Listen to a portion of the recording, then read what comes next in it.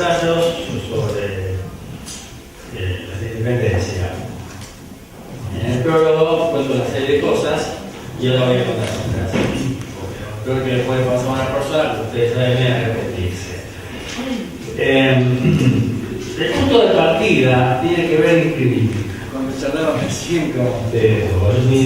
Siempre uno habla desde la formación que tiene, ¿no? Bueno, mi formación es, soy antropólogo, pero vengo del campo de la antropología, de las ciencias duras, de la biología.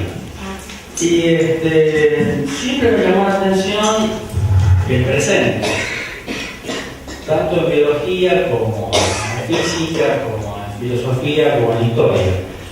Y a la conclusión que llegué, que llegamos todos, es que el presente, aunque sea efímero, volviendo a la San Agustín, es el dueño absoluto del tiempo.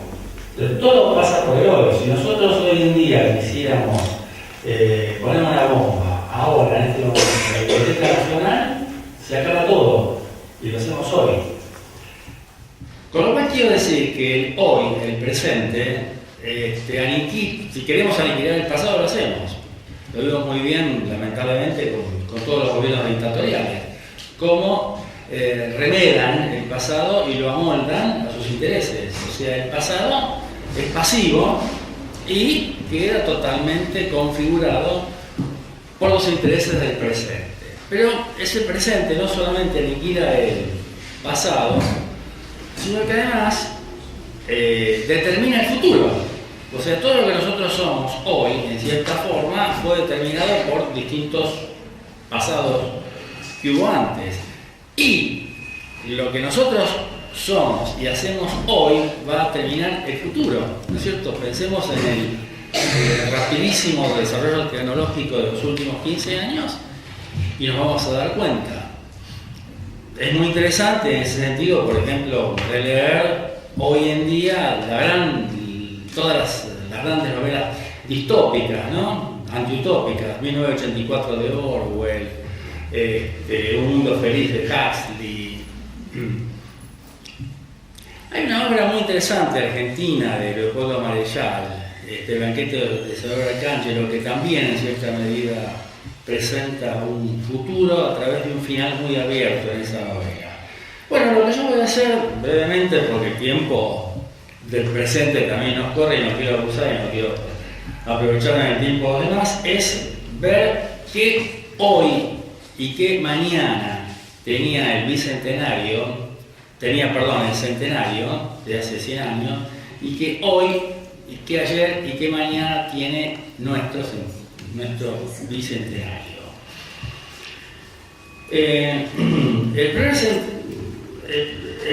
Voy a dividir, vuelvo a mi formación biológica, el mundo circundante y el mundo interno. Hubo un biólogo en el año 1935 que escribió una obra que fue decisiva para la filosofía de todos los tiempos, que es Vida y Mundo Circundante, von Uexküll, que era lituano pero escribía en alemán. Bueno, él mostró cómo los animales tienen distintos mundos circundantes en distintos tiempos y en distintas circunstancias. Tomo esa idea, la idea tomo solamente, y distingo entonces el primer centenario entre el mundo circundante y el mundo interno, y el segundo centenario también, ¿no? El mundo circundante del primer centenario era muy distinto al nuestro. Era un mundo que, aunque se estaba desarrollando y en sus peores momentos, la Primera Guerra Mundial, piensen ustedes que entre los meses que antecedieron al julio de 1916 y los que lo sucedieron, se desarrolló la guerra del Somme en Bélgica con 1,5 millones de muertos. Bien, pero sin embargo era una época en la cual se pensaba que esa guerra iba a concluir, no de la manera como concluyó, con las consecuencias que tuvo. O sea, nadie pensaba en aquel entonces que después de esta Primera Guerra Mundial se iban a dar todas las características para que hubiese una Segunda Guerra Mundial. Pero de todas maneras era un mundo que tenía cierto tipo de esperanzas. Y estas esperanzas, esto es muy importante, también es digno de resaltar, estaban dadas porque los cambios que se avecinaban en lo tecnológico no eran tan decisivos como los cambios en lo tecnológico que se nos avecinan a nosotros ahora. Esto es, en el año 1916, pensar con 20 años hacia adelante era posible. Hoy en día pensar con 20 años en adelante es imposible para cualquiera. No solamente de Argentina y de un país latinoamericano, sino para nadie.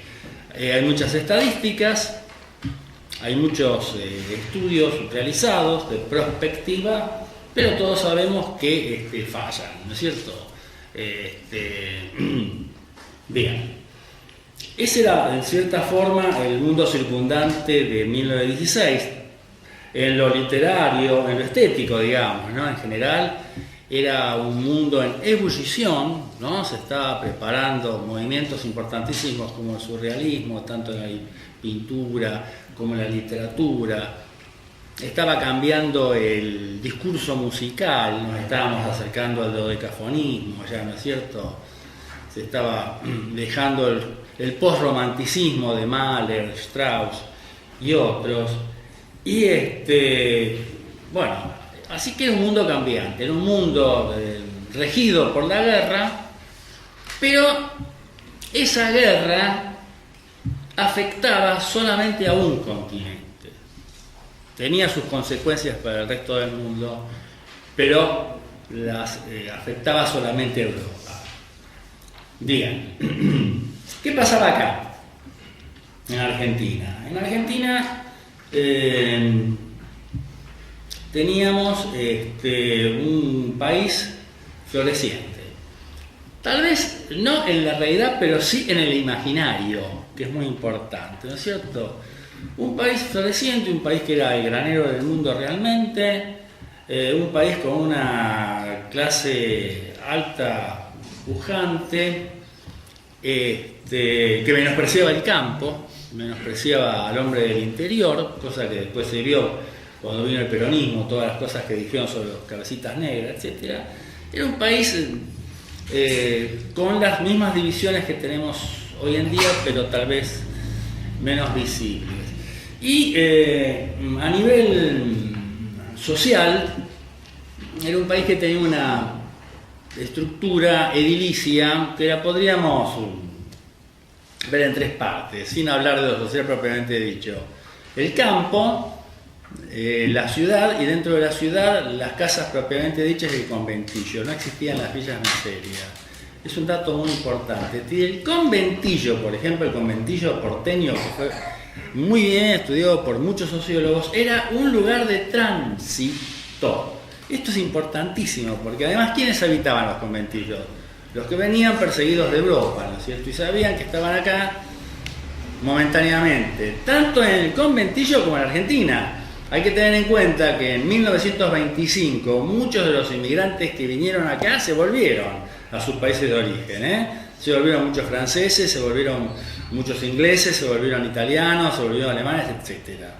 Así que era totalmente de tránsito. Era una ciudad, la nuestra, también lo registra en la cual se hablaban dos idiomas, el castellano y el otro. Y el otro eran las distintas lenguas europeas que se hablaban acá, el italiano, el gallego, había muchos gallegos, tenían, ¿no? Alemán, polaco, había muchos polacos, etc. Bueno.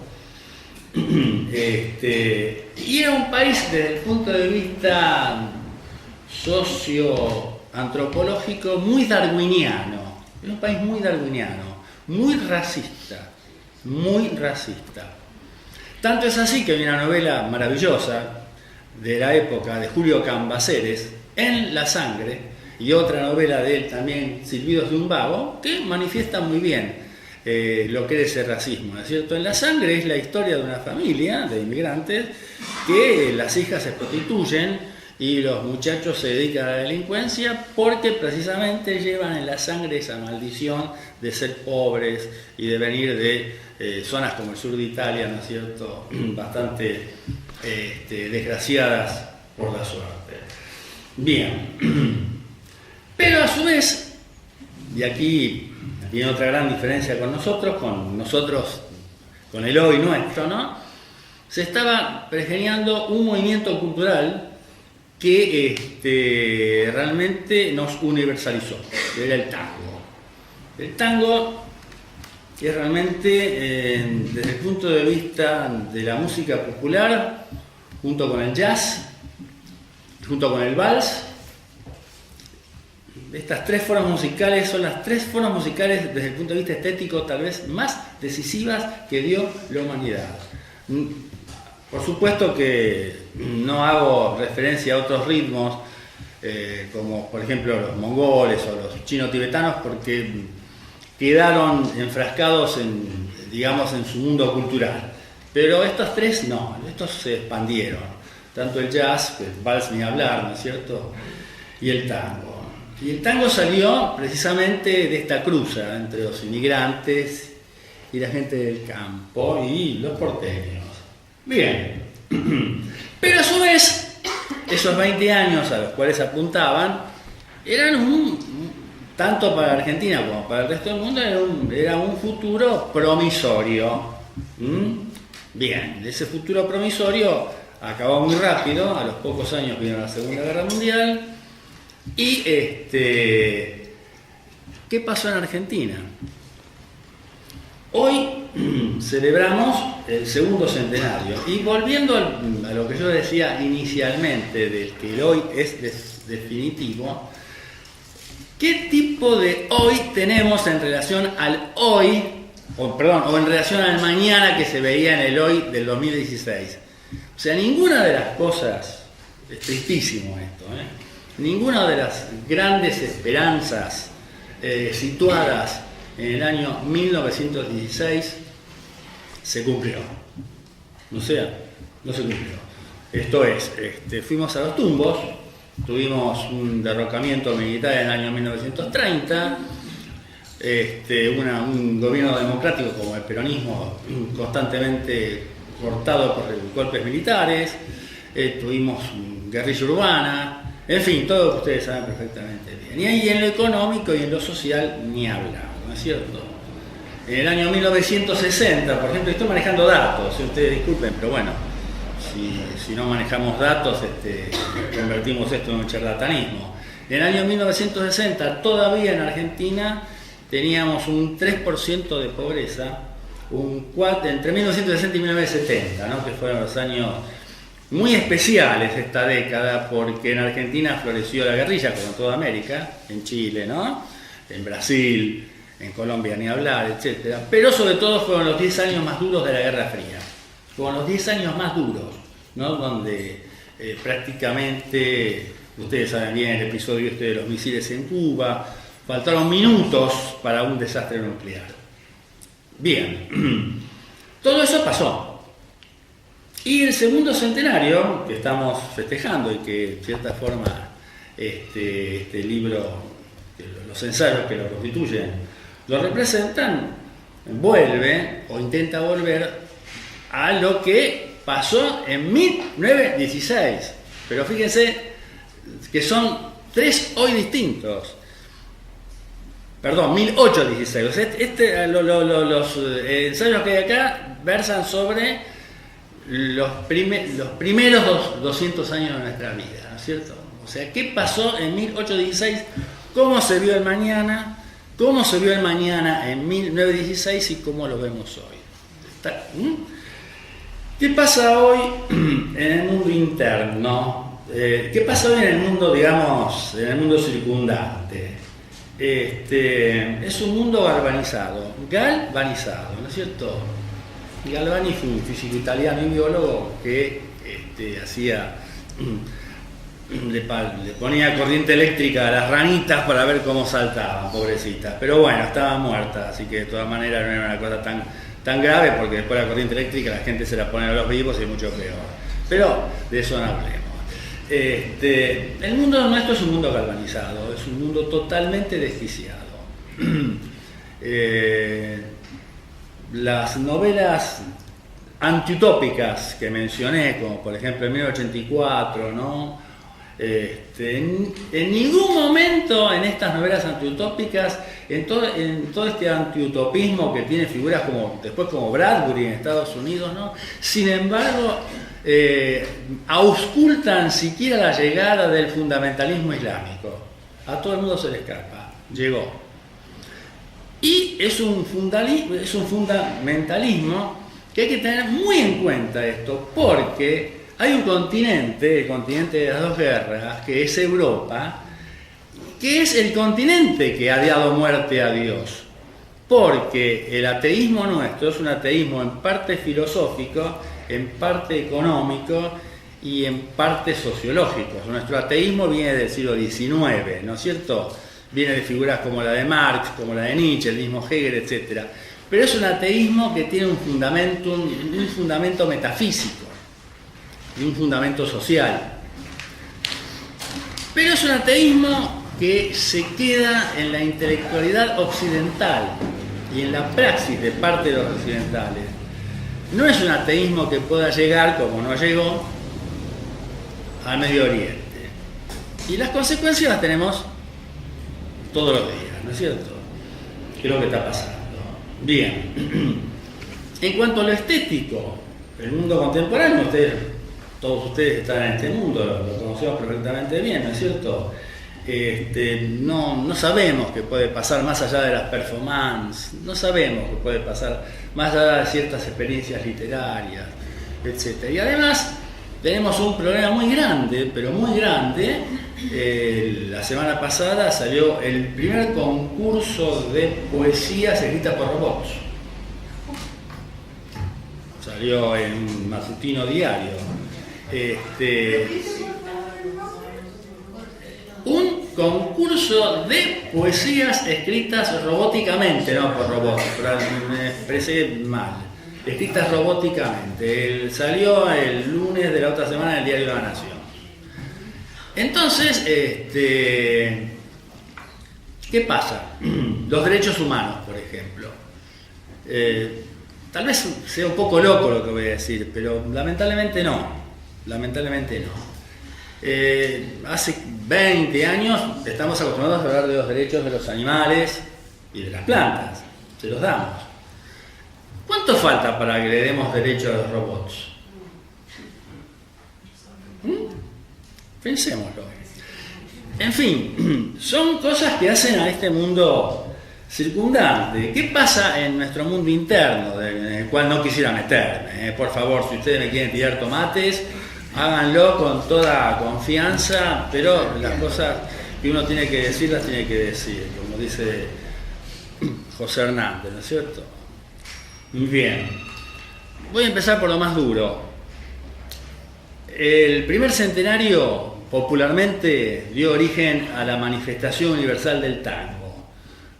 El segundo centenario estamos asistiendo a manifestaciones estéticas como la cumbia, que son degradantes,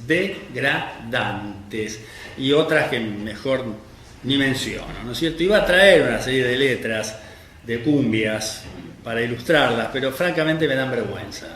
Me dan vergüenza porque son asquerosas, son vomitivas, pero están. O sea, después de escuchar tangos como Cambalache, ¿no es cierto? O los escritos por Homero Manzi o por Cadícamo, ser testigo de esta decadencia estética, para llamarla de estética, ¿no es cierto? Es terrible. Primero, ¿dónde se origina la cumbia, por otra parte? El tango se origina en los movimientos populares, en el conventillo. La cumbia también se origina popularmente en la Villa Miseria. Pero, a diferencia de lo que sucedía con el conventillo, cuyos habitantes lo veían como algo transitorio, hoy la villa no se ve como algo transitorio, se ve como algo definitivo, inclusive se las está urbanizando, no solamente acá, porque si nos detenemos, por ejemplo, a investigar la situación social en países del primer mundo, como Estados Unidos, que ahora están resurgiendo con esta lucha entre estos dos deficientes mentales de Hillary y de Trump, no sé cuál de los dos es más imbécil. Es cierto, esos son los tipos que gobiernan el mundo, ustedes fíjense. Pero hay que hacerles caso. Reagan, que era un tarado, le ganó la guerra nuclear a los rusos con la guerra de las galaxias. Y se la ganó. Y un tipo que no había leído ni siquiera, qué sé yo, la Constitución norteamericana. Pero bueno, hay que aceptarlo. Ese es el mundo. Bien. Nuestro hoy, entonces, es distinto al hoy del año 1916 y del año 1816. Tenemos un futuro no negativo, pero sí disperso. Una cosa distinta.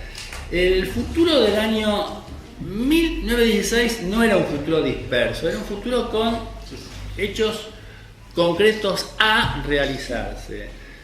Nuestro futuro no sabemos a dónde vamos, no lo sabemos. Ningún movimiento político lo sabe, ni el populismo peronista, ni el liberalismo actual, no lo saben. No lo saben y ustedes saben perfectamente bien que los políticos, que son una clase parasitaria, pero que por lo menos hablan, del futuro no hablan, ¿no es cierto? No hablan, fíjense, dicen planes, cosas por el estilo, pero un futuro que abarque la totalidad social, económica, cultural del país no aparece en el peronismo, no aparece en el liberalismo, no aparece en las izquierdas, no aparece. Entonces, eso no significa que estemos condenados a muerte, no, ni mucho menos. En ningún país, salvo países muy desgraciados, qué sé yo, los que entran en guerra civil como Siria, se condenan a muerte. España tuvo una guerra civil terrible y surgió. O sea, no es pesimista ni mi lectura ni la lectura que podemos hacer de el futuro. Es distinta de la lectura que se hacía en el año 2016 y es distinto lo que hoy podemos hacer en relación a ese futuro. Hay que tener en cuenta que muchas de las cosas que nosotros hagamos hoy, nosotros no, los políticos, los economistas, los científicos, va a ser decisivo para el mañana. O sea, la clave del futuro y la clave del pasado siempre está en el presente. Siempre está en el presente. El presente es ¿cómo les podría decir? El presente es la llave mágica que mueve todo. Si en un presente determinado a un loco se le ocurre algo, bueno, pensemos en la quema de la biblioteca de Alejandría, ¿no es cierto? Bueno, la quemó y se acabó, para atrás y para adelante, y no hubo nada que hacer. Qué sé yo, también está el presente del descubrimiento de la penicilina, fantástico, fue para adelante, no pudo salvar a todos los tuberculosos anteriores, Dios quiera que algún día se cure definitivamente el cáncer, todo eso va a ser para adelante. Todo eso va a ser para adelante, va a ser el hoy, pero, el hoy es nuestra llave. Bien, como soy feminista, acepto, termino acá, porque me están marcando. Espero no haberlos aburrido y espero no haber transmitido un lenguaje escéptico. Ojo, acá no hay escepticismo. Hay un intento de ver qué quiere decir celebrar un centenario. Nada más. Gracias.